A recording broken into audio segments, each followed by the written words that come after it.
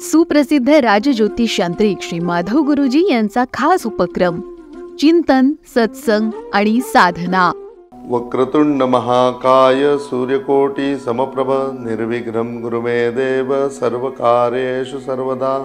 ओम श्री सच्चिदानंद सद्गुरु श्री साईनाथ महाराज की जय. ओम साईराम. आणि अशा प्रकारे आपण कृष्णधाम यात्रेमध्ये प्रवास करत असताना आता आपण पूर्णपणे द्वारका नगरीकडे चाललेलो आहोत आणि द्वारका नगरीमध्ये भगवान श्रीकृष्ण परमात्मा आता प्रवेश करणार आहेत. आणि मग तो प्रवेश सोहळा त्या द्वारका नगरीचं ते वैभव बघण्याकरता सगळीकडे सुंदर असं देवतांनी गर्दी केलेली आहे. आकाशातले तारे जमून असे चमकत आहेत, म्हणजे कितीतरी तारके त्या ठिकाणी पूर्णपणे उल्कापात होतोय की तारे खाली येत आहेत. आणि खाली त्या ठिकाणी आल्यानंतर गोमतीचं पूर्णपणे जल आहे, म्हणजे गोमती नदी त्या ठिकाणी वाहते. त्या नदीमध्ये एक एक एक एक तारा येतोय आणि त्याचं चक्र बनतंय, म्हणून ते चक्राची नदी ती गोमती चक्र असं ते त्या चक्रीमध्ये, म्हणजे ज्या चक्री त्याच्यामध्ये मिळतात त्या गोमती चक्र असं म्हणल्या जातात. म्हणजे गोमती नदीमध्ये मिळणाऱ्या पूर्णपणे चक्री म्हणजे चक्रासार मिळणारे दगड, असं ते दगड म्हणजे की त्यावेळेला पडलेल्या तारका, त्यावेळेला पडलेल्या उल्कापातांपासून बनलेल्या झालेल्या त्या चक्री आहेत आणि या फक्त गोमती नदीमध्येच मिळतात, म्हणून त्यांना गोमती चक्र म्हणतात. मग त्या ठिकाणी त्या गोमती नदीमध्ये सगळेजण पुढे चाललेले आहेत आणि सुंदर नौका अशी तयार आहे. त्या नौकेमध्ये बसून आता द्वारका नगरीमध्ये प्रवेश करायचा आहे. आता द्वारका नगरी हे सुंदर 42 किलोमीटरचं एक बेट आहे, ज्या बेटावरती भगवान श्रीकृष्ण परमात्म्यांची सुंदर अशी नगरी बसवलेली आहे. सुवर्णापेक्षा मोठ्या कुठल्या तरी धातूने ती सजवलेली असल्यासारखी वाटते आहे. आणि म्हणायला फक्त सुवर्ण मोठा धातू आहे, म्हणून मग सुवर्णाची द्वारका, सोन्याची द्वारका असं म्हणत सगळेजण बघतायत. रुक्मिणी माता ते वैभव बघते आणि ते वैभव बघून त्या नगरीची आपण राणी आहोत म्हणून कुठेतरी स्वतः अशी खूप प्रसन्न झालेली आहे. द्वारकाधीश कृष्ण स्वतः बरोबर आहेत आणि ज्यासाठी केला होता अट्टाहास तो गोड दिवस आज समोर आलेला आहे. भगवान श्रीकृष्ण परमात्मा आज द्वारका नगरीमध्ये प्रवेश करणार आहेत. द्वारका नगरीमध्ये प्रवेश करत असताना त्या ठिकाणी कुठलीतरी पूजा करायला पाहिजे. त्या ठिकाणी आपण कुठल्या तरी त्या ठिकाणी सागर संगीताचा विधी करायला पाहिजे, का तर या नगरीची पूर्णपणे शांती झाली पाहिजे, त्याची दृष्ट निघून गेली पाहिजे. कुठल्याही गोष्टींच्या आक्रमणापासून, दूषित प्रकारच्या विधिकर्मांपासून आणि त्याचबरोबर निगेटिव्ह एनर्जीपासून ती द्वारका पूर्णपणे सुरक्षित झाली पाहिजे. आणि नारदांनी कुठेतरी वरदान मागितलेलं होतं विष्णूंकडे, किंवा मी इतकी सुंदर वास्तुपूजा शिकलेलो आहे, पण मी भगवान शिवशंकरांकडे गेलो तर ते म्हणले माझ्या डोक्यावर छत नाही म्हणून मी पूजा करणार नाही. ब्रह्मनकडे गेलो तर ब्रह्म म्हणला की आता मी खूप वयोमानस झालेलो आहे, आता एवढ्या वयामध्ये मी पूजेला बसणं योग्य नाही. आणि मग तू विष्णूंकडे जा. आणि विष्णूंकडे ज्यावेळेला मी आलेलो होतो त्यावेळेला तुम्ही मला सांगितलं की ज्यावेळेला द्वारका नगरी बनत असेल त्यावेळेला माझ्याबरोबर रुक्मिणी असेल आणि कृष्ण आणि रुक्मिणी आम्ही दोघं जण मिळून त्या द्वारकेची वास्तुशांती करू आणि त्या वास्तुशांतीचं पूर्णपणे पौरोहित्य नारदा तू करशील. आणि तो आज प्रसंग आलेला आहे, तो हा क्षण आलेला आहे. तेव्हा नारदा तू तयार आहेस ना, असं भगवान श्रीकृष्ण परमात्मा विचारतात. ती सुंदर अशी बोट आहे, ती पूर्णपणे म्हणजे की नाव सजवलेली आहे आणि त्या नावेवरती वेगवेगळ्या प्रकारचे दिवे लावलेले आहेत आणि जणू काही आपण पाण्यातून नाही तर आकाशातून चाललेलो आहोत असं सगळं भास होतोय. द्वारकेचं सुंदर असं वातावरण आहे, समुद्रामध्ये येणारी ती हवा आहे आणि संपूर्ण मथुरावासी, संपूर्ण गोकुळवासी आणि आता होणारे द्वारका निवासी त्या सगळ्याचा आनंद घेत आहेत. आणि कृष्णाची नगरी तिथे काय असेल, म्हणजे त्या नगरीचं वैभव काय असेल. दूरवरून नगरी बघताना नुसते डोळे दैदिप्यमान होत आहेत आणि भगवान श्रीकृष्ण परमात्मा त्या बोटीमधनं, त्या नावेमधनं त्या ठिकाणी पूर्णपणे खाली उतरलेत. भगवान श्रीकृष्ण परमात्म्यांनी आपलं उजवं पाऊल जे आहे ते सर्वप्रथम द्वारकेमध्ये टाकलेलं आहे. रुक्मिणीला हात दिला आहे आणि रुक्मिणीला हात दिल्यानंतर रुक्मिणींनी सुद्धा तिचं पहिलं पाऊल जे आहे ते द्वारकेच्या भूमीवरती ठेवलेलं आहे.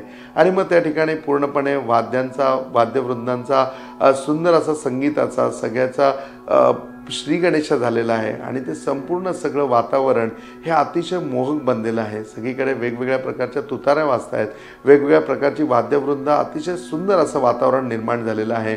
मोठमोठ्या याच्यानी मंत्रांचा जयघोष होतोय. सगळीकडे स्वस्ती तिलक चालू आहे, स्वस्ती मंत्र सगळीकडे चालू आहेत.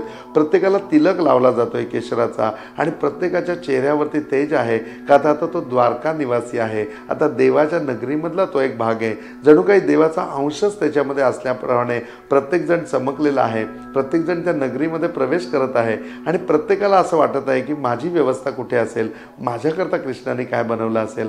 प्रत्येक त्या ठिकाणी येणाऱ्या प्रत्येकाला आपापल्या ह्याच्याप्रमाणे, म्हणजे आपापल्या कृष्णाशी असलेल्या संबंधाप्रमाणे किंवा मथुरेमध्ये गोकुळामध्ये असलेल्या त्यांच्या स्थानाप्रमाणे, नंदबरोबर असलेल्या त्यांच्या नात्याप्रमाणे प्रत्येकाला अपेक्षा आहे बरं का की माझं घर असं असेल. आणि भगवान श्रीकृष्ण परमात्मा किती हुशार आहेत की त्यांच्या इच्छेप्रमाणे त्यांना जसं वाटेल, त्यांच्या मनामध्ये जसं आहे तशी प्रत्येकाची त्या नगरीमध्ये त्यांनी व्यवस्था केलेली आहे. तशी त्या नगरीमध्ये प्रत्येकाची घरं आहेत. द्वारका बनवताना त्याच्यामध्ये भगवान श्रीकृष्ण परमात्मांनी ती अशी पूर्णपणे 3 भागामध्ये बनवलेली होती. सर्वात वरच्या भागामध्ये भगवान श्रीकृष्ण परमात्मा, देवकी, वसुदेव, नंद, यशोदा या सगळ्या लोकांचं पूर्णपणे व्यवस्थापन असेल. त्या व्यवस्थापनामधनं एक पायरी आपण खाली आलो की त्या ठिकाणी पूर्णपणे त्यांचे नातले संबंध त्याप्रमाणे लोकांचं राणी असेल. त्याच्या खाली आल्यानंतर ही द्वारका चालवण्याकरता जे काही संपूर्ण व्यापारी लोक आहेत, ज्याचं संरक्षण करण्याकरता जे कोणी काही सैनिक आहे, आरमार आहे, त्या सगळ्या लोकांच्या घराची व्यवस्था आहे. त्याच्यानंतर खाली आपण ज्या वेळेला येतो त्यावेळेला तिथे गेस्ट हाऊस सारखं पूर्णपणे बांधलेलं आहे की बाहेरून या नगरीमध्ये येणाऱ्या लोकांची त्या ठिकाणी व्यवस्था आहे. त्याचबरोबर वेगवेगळे समारंभ पार करण्याकरता मोठी मोठी त्या ठिकाणी ग्राउंड पुढच्या ह्याच्यामध्ये ठेवलेली आहेत.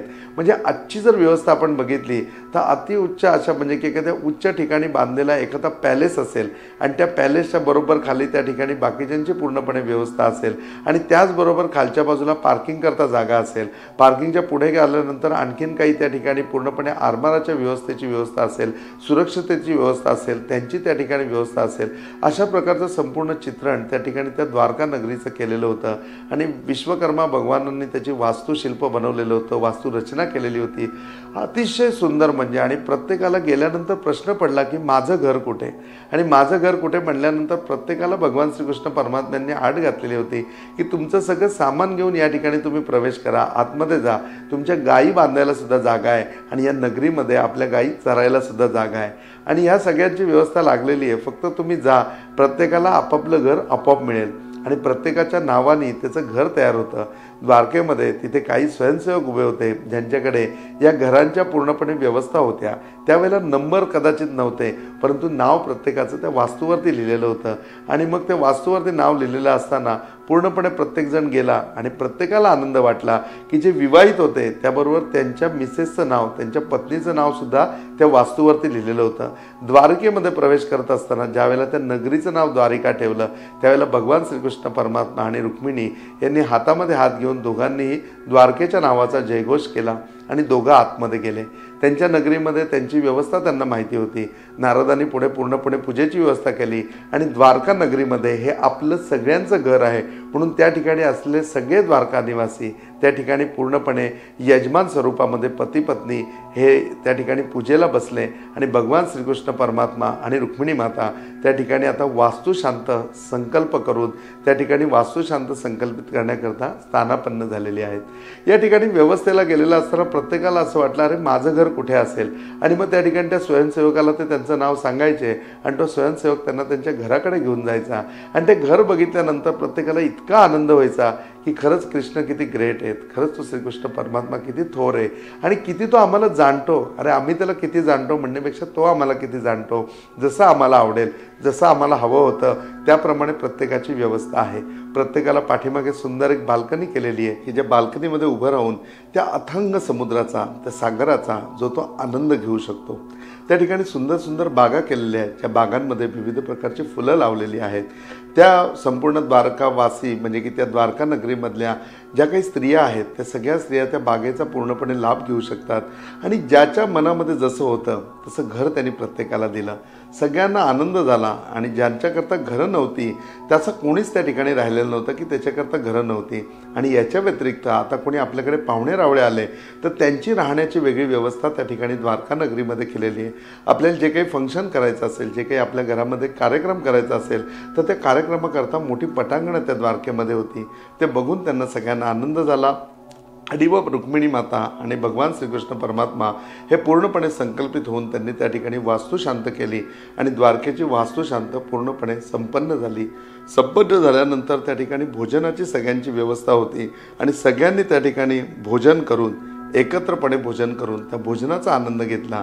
पुढे प्रत्येकाची रसोई, प्रत्येकाचं किचन, प्रत्येकाची बेडरूम, प्रत्येकाचा हॉल याप्रमाणे आपापलं जीवन व्यक्तिगत प्रत्येकाचं चालू झालं. परंतु त्या नगरीचं हे वैशिष्ट्य होतं की तिथे आलेल्या प्रत्येकाला आपण इथे उपरे आहोत, आपण आयुष्यामध्ये आत्ता इथे आलो आहे असं कधीही वाटलं नाही. प्रत्येकाला वाटलं आपण जन्मजात इथे आहोत, हे घर आपणच बांधलेलं आहे, हे आपल्या कष्टाचं आहे. किंबहुना भगवान श्रीकृष्ण परमात्म्यांनी ते आपल्याला दिलेलं आहे म्हणल्यानंतर ते आपलंच आहे, आपणच निर्माण केलेलं आहे, ती भावना प्रत्येकाची निर्माण होती. आणि भगवान श्रीकृष्ण परमात्मा रोज बघायला मिळणार, या ठिकाणी त्यांच्या नगरीमध्ये आपण राहणार, ह्या गोष्टीमध्ये त्यांना सगळ्यांना खूप आनंद वाटत होता. प्रत्येक जणांनी पुढे आपला पूर्णपणे व्यवसाय त्या ठिकाणी चालू केला आहे. द्वारका नगरीची पूर्णपणे स्वतःची एक व्यवस्था आहे. त्याचा महसूल गोळा करण्याकरता वेगवेगळ्या प्रकारची मंडळं जमा झालेली आहेत. त्या मंडळांनी पूर्णपणे महसूल भाग सांभाळलेला आहे. कोणीतरी पूर्णपणे म्हणजे की त्या ठिकाणी व्यापाराचा भाग सांभाळलेला आहे. द्वारकेमधल्या लोकांचा आता व्यापार सुरू झाला आहे आणि व्यापार सुरू होऊन प्रत्येकजण त्या ठिकाणी महसूल भरतोय. आता द्वारकेचं उत्पन्न व्हायला सुरुवात झालेली आहे. द्वारकेचं आता स्वतःचं उत्पन्न आहे. बघा म्हणजे की एक देश जसा घडवावा तसं भगवान श्रीकृष्ण परमात्माने त्या ठिकाणी पूर्णपणे द्वारका नगरी बसवली. आणि बोलता ती द्वारका नगरी शुभलाम सुफलाम म्हणतात तशी सगळीकडे पूर्णपणे सुंदर अशी झाली. प्रत्येकाचं त्याच्यामध्ये अस्तित्व निर्माण होऊ लागलं आणि भगवान श्रीकृष्ण परमात्मा हे द्वारकेमध्ये अतिशय आनंदाने राहायला लागले. आणि भगवान श्रीकृष्ण परमात्म्यांचा त्या ठिकाणी संसार सुरू झाला आणि द्वारकेमध्ये खऱ्या अर्थाने आता आनंदी आनंद झाला. भगवान श्रीकृष्ण परमात्मा द्वारकाधीश झाले आणि अशा भगवान श्रीकृष्ण परमात्मा द्वारकाधीशला शार्विल हे नाव आहे. म्हणजे की शार्विल म्हणजे काय तर द्वारकाधीश, म्हणजे द्वारकाधीशाचं नाव शार्विल असं येतं. की ह्या द्वारकाधीशाकडे जावं, तुमच्या मनामध्ये कुठलीही इच्छा असेल ती इच्छा व्यक्त करावी. त्या ठिकाणी तो राजा आहे भगवान श्रीकृष्ण परमात्मा, तिथे तुम्हाला नाराज करत नाही, तुम्हाला जे हवं ते त्या ठिकाणी देतात. म्हणून मग प्रत्येकजण आरतीमध्ये सुद्धा असं म्हणतो, काव्यामध्ये सुद्धा असं म्हणतो आणि पद्यपंक्तीमध्ये सुद्धा असंच लिहितो की द्वारकेचा महिमा, पंढरीचा महिमा वर्णावा किती. तर मग तो महिमा बघण्याकरता आपण द्वारकेला जायला पाहिजे. तत्पूर्वी तुम्हाला सगळ्यांना आठवण करून देतो की 16 डिसेंबर आणि 17 डिसेंबर कृष्णधाममधल्या पंढरपूरला आपण जाणार आहोत. पंढरपूर हे कृष्णधाम यात्रेमधलं आपलं 11वं धाम असणार आहे आणि त्या पंढरपूरला आपण वारकरी बनून जाणार आहोत. त्या ठिकाणी आपण कीर्तन करणार आहोत. भगवान श्रीकृष्ण परमात्म्याचं त्या ठिकाणी पांडुरंग स्वरूपामध्ये अवतार आहे आणि त्या पांडुरंगाच्या मंदिरामध्ये, त्या विठ्ठल रुक्मिणी मंदिरामध्ये, त्या प्रांगणामध्ये आपलं कीर्तन होणार आहे. ज्या ठिकाणी तुकाराम महाराजांनी कीर्तन केलं आहे, तिथे नामदेव महाराजांनी कीर्तन केलं आहे. ज्या ठिकाणी प्रत्येकाने बसून कीर्तन ऐकलेत त्या सगळ्या ठिकाणी आपल्याला बसण्याचा लाभ होणार आहे. आणि तुमच्या सगळ्यांच्या शुभेच्छांनी, माझ्या पूर्वजांच्या आशीर्वादांनी, साईबाबांच्या कृपेने आणि माझ्या वडिलांच्या निस्सीम प्रेमामुळे ती संधी माझ्या जीवनामध्ये तुमच्या सगळ्यांमुळे उपलब्ध झालेली आहे. मग त्या संधीचा लाभ घेण्याकरता, तो द्वारकेचा महिमा, पंढरीचा महिमा बघण्याकरता आपण सर्वात पहिले कृष्णधाम यात्रेमध्ये 16 डिसेंबर आणि 17 डिसेंबरला स्पष्ट स्वरूपामध्ये, स्थायी स्वरूपामध्ये पंढरपूरला जाणार आहोत. माझ्याबरोबर तुम्ही सगळे येणार आहात आणि हा सत्संग त्या ठिकाणी कीर्तन म्हणून असणार आहे आणि त्या कीर्तनाचा आपल्याला सगळ्यांनी लाभ घ्यायचा आहे. तेव्हा या सत्संगाच्या माध्यमातून तुम्हाला सगळ्यांना हार्दिक आमंत्रण आहे की आपण 16 डिसेंबर आणि 17 डिसेंबर निश्चितपणे पंढरपूर यात्रेला यावं. पहिली कृष्णधाम यात्रा आपली तिथपासून सुरू होणार आहे आणि कीर्तनामध्ये आपण सगळ्यांनी रंगावं. कीर्तनामध्ये आपण सगळ्यांनी पांडुरंगाचं दर्शन घ्यावं. तर हे आमंत्रण तुम्हाला या ठिकाणी देतो. याबाबतची सगळी माहिती खाली जे नंबर आहेत त्या नंबरवरती उपलब्ध आहे.